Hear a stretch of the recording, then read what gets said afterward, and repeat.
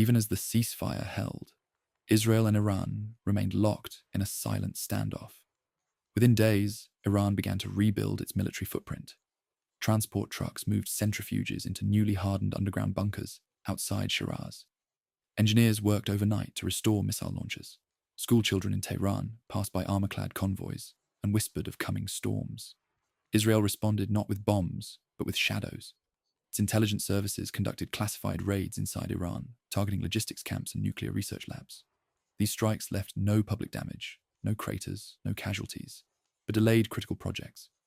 The Mossad's silent campaign was designed to undermine Iran's capabilities without escalating the ceasefire.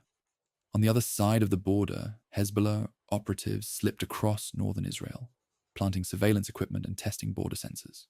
The Israeli Defense Forces quietly reinforced forts and built new underground bunkers. Soldiers drilled in simulated missile attacks, their faces blank, trained for the moment when peace would end. The Gulf nations watched nervously.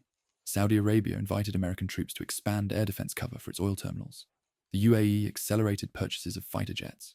Qatar offered its air bases for emergency flights, but insisted on remaining officially neutral.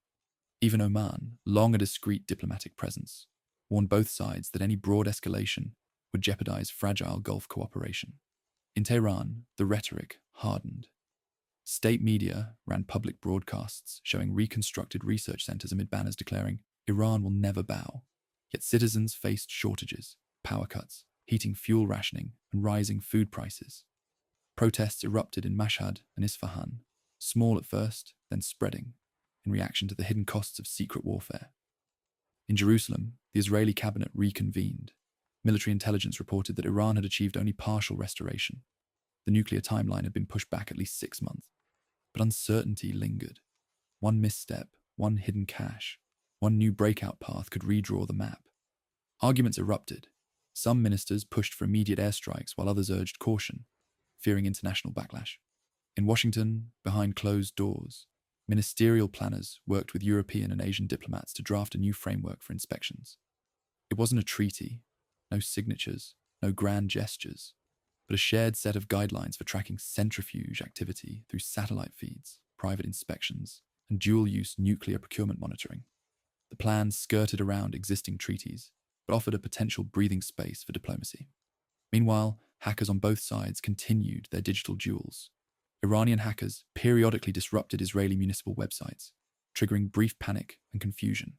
Israel responded with digital countermeasures, locking Iranian government portals and broadcasting messages of deterrence internally to Iranian intel services. At sea, the Strait of Hormuz remained the unspoken battleground. Tankers lit up under the moon as they waited to enter Gulf ports. Insurance brokers quoted sky-high premiums. Iranian ships patrolled near the narrow passage while US and British destroyers shadowed them, a silent game of cat and mouse. And so the story unfolds, not one of dramatic explosions or headlines, but a complex web of hidden moves, quiet threats, and calculated pauses.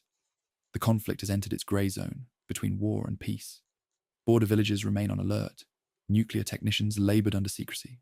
Soldiers train for emergencies that may never come. And citizens live with the knowledge that anything could ignite the old feud all over again.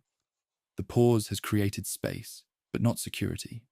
Each side probes the other's limits, while the rest of the world holds its collective breath, waiting for the next decision in this unfolding strategic chess match.